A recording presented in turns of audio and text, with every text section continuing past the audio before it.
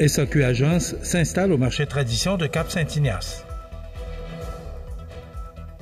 Plan de restructuration chez LG Cloutier pour sauver ses emplois et assurer son avenir. La Maison des Jeunes L'Incontournable, un refuge essentiel et inspirant pour la jeunesse de Montmagny.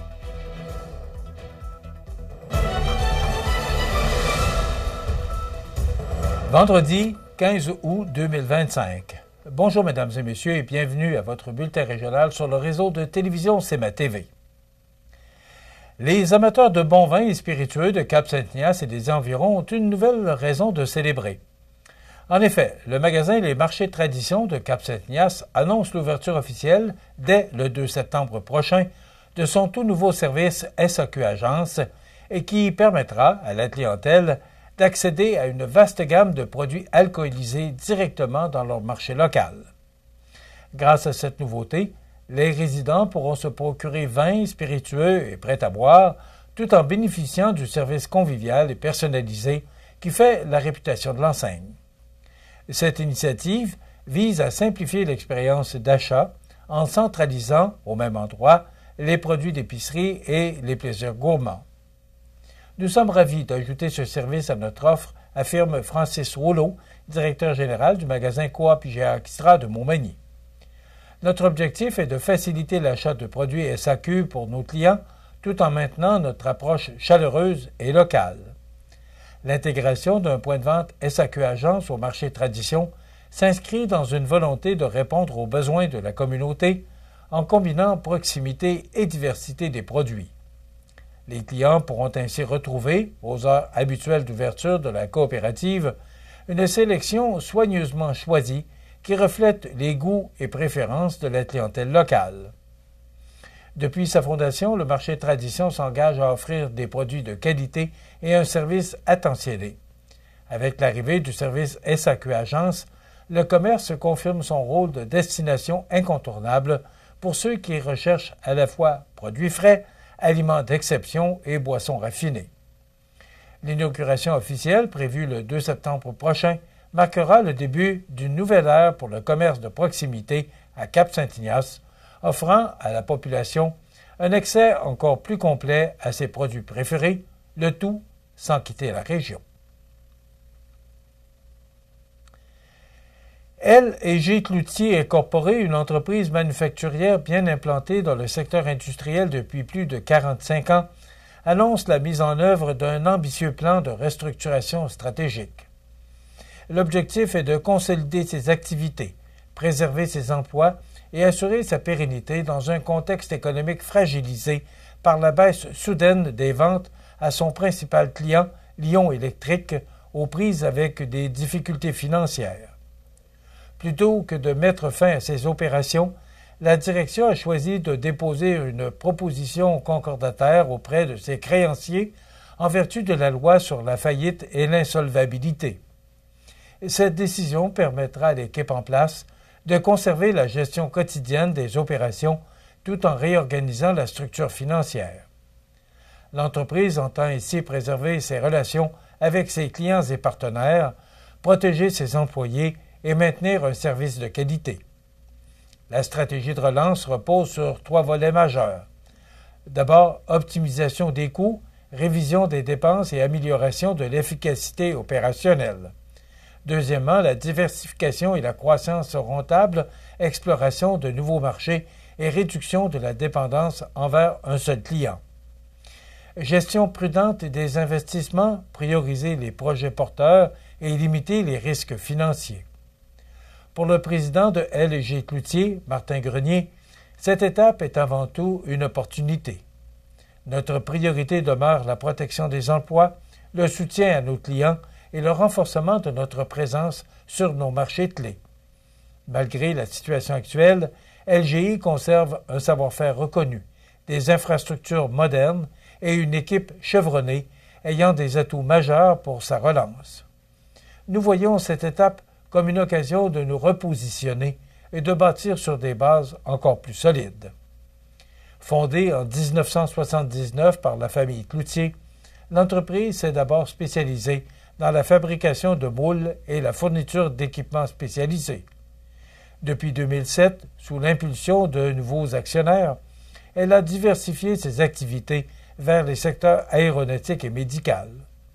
Aujourd'hui, elle et Gilles Cloutier misent sur l'innovation, la robotisation, l'optimisation des processus et le développement des ressources humaines pour renforcer sa compétitivité et retrouver le chemin de la croissance. La Maison des Jeunes, l'incontournable, un refuge essentiel et inspirant pour la jeunesse de Montmagny. Tous les détails après la pause. C'est à travers le respect et le besoin de faire plus pour les familles en deuil et l'expérience qui s'est transmise de père en fils que la Maison funéraire Laurent Normand a su au fil du temps se bâtir une réputation de confiance. La Maison funéraire Laurent Normand à Montmagny. Laissez-nous vous accompagner.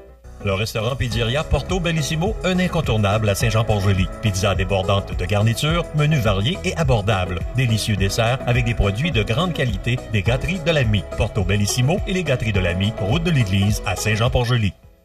Exploratiel à l'église de Saint-Pierre de la Rivière-du-Sud. Pour les petits et les grands, planétarium, télescope, réalité virtuelle, prise de photos d'une galaxie. Vivez une immersion unique sous les étoiles. Exploratiel à l'église de Saint-Pierre de la Rivière-du-Sud. Vous regardez CEMA TV, le réseau de l'information sur la Côte-du-Sud. À Montmagny, la Maison des Jeunes, MDJ, l'incontournable, tenait récemment son Assemblée générale annuelle dans une ambiance conviviale, rassemblant partenaires, membres du conseil d'administration, personnel et citoyens. L'événement a permis de dresser le bilan d'une année 2024-2025 riche en défis, mais surtout en réalisations, qui confirme le rôle central de cet espace dans la vie des adolescents de la région. Véritable pilier pour les jeunes âgés de 12 à 17 ans, la MDJ, l'incontournable, est un lieu sécuritaire, inclusif et bienveillant, où chacun peut évoluer à son rythme, entouré d'une équipe attentionnée et dévouée. L'année écoulée a été marquée par une présence significative sur 220 jours d'ouverture, 4091 passages enregistrés et 227 jeunes différents qui ont fréquenté l'établissement. Ce sont également plus de 100 activités diversifiées, éducatives, sportives, sociales et créatives qui ont été offertes, soutenues par l'engagement de plus de 30 partenaires et une équipe restreinte mais efficace de 5 employés à temps plein et à temps partiel. Le président du conseil d'administration, Jessie Croteau, et la directrice générale, Élise Barbeau, ont tous deux salué la résilience et l'engagement qui animent l'organisation. L'année 2024-2025 a été jalonnée de défis, mais surtout de réalisations inspirantes. Elle témoigne de la résilience, de l'engagement et du cœur qui animent notre Maison des Jeunes. Parmi les projets majeurs à venir, la réfection de la toiture constitue une priorité afin de garantir des installations sécuritaires et durables. Le financement de cette initiative passera notamment par la tenue d'une deuxième édition du Salon des vins et spiritueux, une activité bénéfice attendue pour soutenir la mission de l'organisme. Les membres du conseil d'administration ont également tenu à exprimer leur reconnaissance envers les partenaires, la communauté, les employés et surtout les jeunes pour leur confiance et leur implication. Ensemble, ils contribuent à faire de la Maison des Jeunes l'incontournable un lieu rassembleur, dynamique et porteur d'espoir pour les générations futures. Une importante opération policière a été menée jeudi matin par l'équipe intégrée de lutte au trafic d'armes, ELTA, Québec, réunissant des membres de la Sûreté du Québec et du service de police de la Ville de Québec. En effet, cette intervention, appuyée par l'Escouade nationale de répression du crime organisé, ENERCO, et le service de police de la Ville de Lévis, s'inscrit dans le cadre de la stratégie provinciale Centaure, visant à freiner la violence armée et le trafic illégal d'armes à feu au Québec. L'enquête, amorcée en février 2025, est liée à une série de perquisitions survenues au cours des derniers mois. En mars, une cache d'armes attribuée au groupe criminel Blood Family Mafia avait été découverte à Saint-Basile. En mai, d'autres interventions avaient eu lieu à Lévis et à Sainte-Claire dans la MRC de Bellechasse, renforçant le filet policier autour des réseaux impliqués. Jeudi matin, Les forces de l'ordre ont ciblé des résidences à Saint-Raymond et Saint-Léonard de Portneuf. Lors de ces perquisitions, les policiers ont mis la main sur plusieurs bâtons de dynamite. L'intervention des techniciens en explosifs de la Sûreté du Québec a été nécessaire pour sécuriser le matériel découvert. Un homme de 37 ans, résident de Saint-Léonard de Portneuf, a été arrêté en lien avec la possession d'explosifs. Les autorités n'excluent pas que d'autres arrestations soient effectuées dans les prochains jours, l'enquête étant toujours en cours. La stratégie Centaure a pour mandat d'exercer une pression constante sur les réseaux criminels en agissant à la fois sur l'approvisionnement, l'importation, la distribution et la possession illégale d'armes à feu. En coordonnant les efforts des différents corps policiers à l'échelle nationale, régionale et locale, elle vise à réduire, de manière durable, la circulation d'armes et prévenir la violence armée. Les citoyens détenant des informations sur la possession, le trafic ou l'utilisation d'armes à feu sont invités à communiquer de façon confidentielle avec la ligne d'information Centaure au 1-833-888-ARMES ou 1-833-888-2763.